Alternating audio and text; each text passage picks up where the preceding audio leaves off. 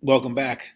Mr. Simpson again, and here we are for Section 2 in Chapter 1, Phases and Classifications of Matter. As I mentioned in our first video, you can once again find the learning objectives here for Section 2.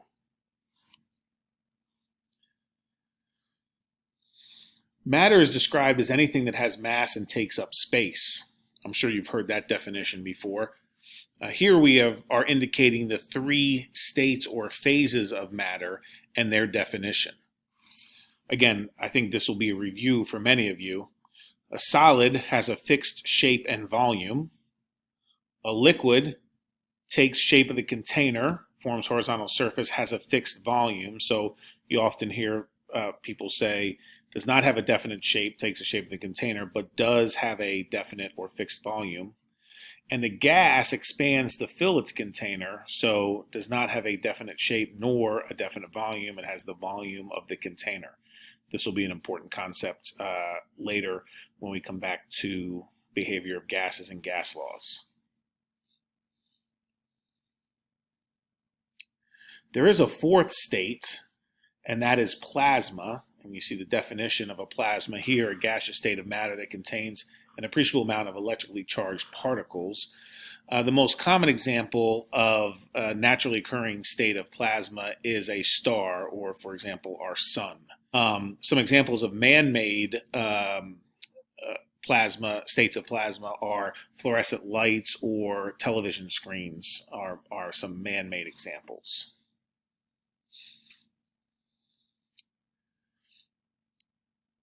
Since we define matter as anything that has mass and takes up space, we need to make sure we identify the distinction between mass and weight. Mass is the amount of matter in an object, and weight is a result of the force of gravity on an object.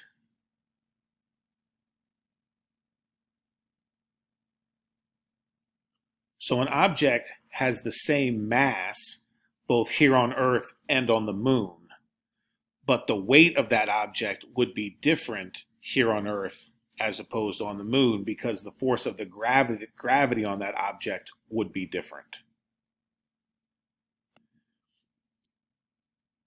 You may have heard of the law of conservation of matter.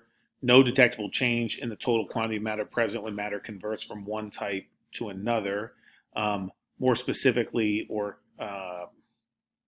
concisely, you may have heard the term matter is neither created nor destroyed. This goes for both physical and chemical changes, which we will talk about more in this chapter, but also throughout the course.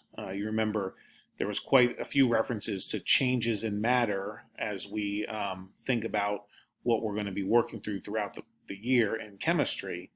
And so we talk quite a bit about changes in the physical state of matter and also in the chemical state. Chemical changes, also known as chemical reactions. So this law of conservation of matter becomes very important in our work with chemical reactions later in this course. The fact that matter is neither created nor destroyed is going to affect how products are formed from reactants in a chemical reaction. The definition of matter, anything that has mass and takes up space, is an awfully broad characterization, so it often helps to break it down into smaller parts.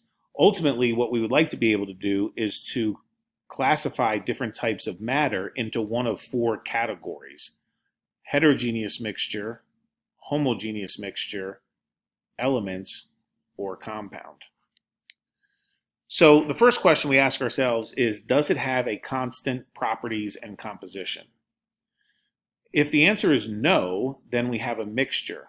I often think of mixture as a physical blend. So this is something that we can do by mixing different types of matter together. Is it uniform throughout? So if the answer to that question is no, then we have a heterogeneous mixture. So what does that mean? So think about a salad you make at the salad bar.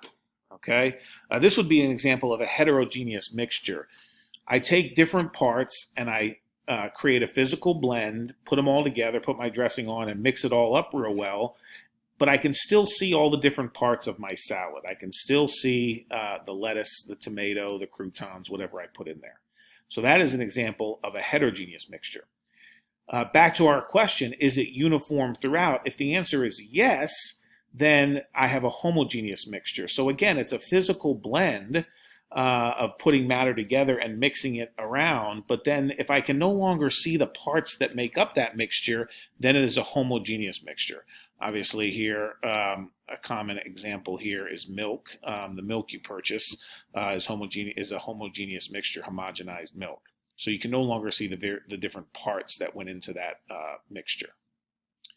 Back to our initial question, does it have constant properties and composition? If the answer is yes, then we have a pure substance. Okay, so now here we're talking about, can it be simplified chemically? Okay, so if the answer is no, then we have an element. Okay, and often the elements on the periodic table of elements are made up of atoms. Okay, so this is an example of a pure substance that cannot be simplified chemically. Okay, if it can be simplified chemically, then we have a compound. So often what happens is atoms combine to form compounds, and so that's the difference between single atoms and combinations and ratios of atoms that form compounds. They can be separated chemically. Again, the difference here between substance and mixture, this is not something that we would be doing. This is not a physical blend. We would not be separating out the atoms and by ordinary chemical means to form individual atoms, but we could do that quite simply over here when we're talking about mixtures. So again, our goal here is to be able to, if I were to list various types of matter, would you be able to put them into one of these four categories at the end? That's one of the major takeaways from this second section in Chapter 1.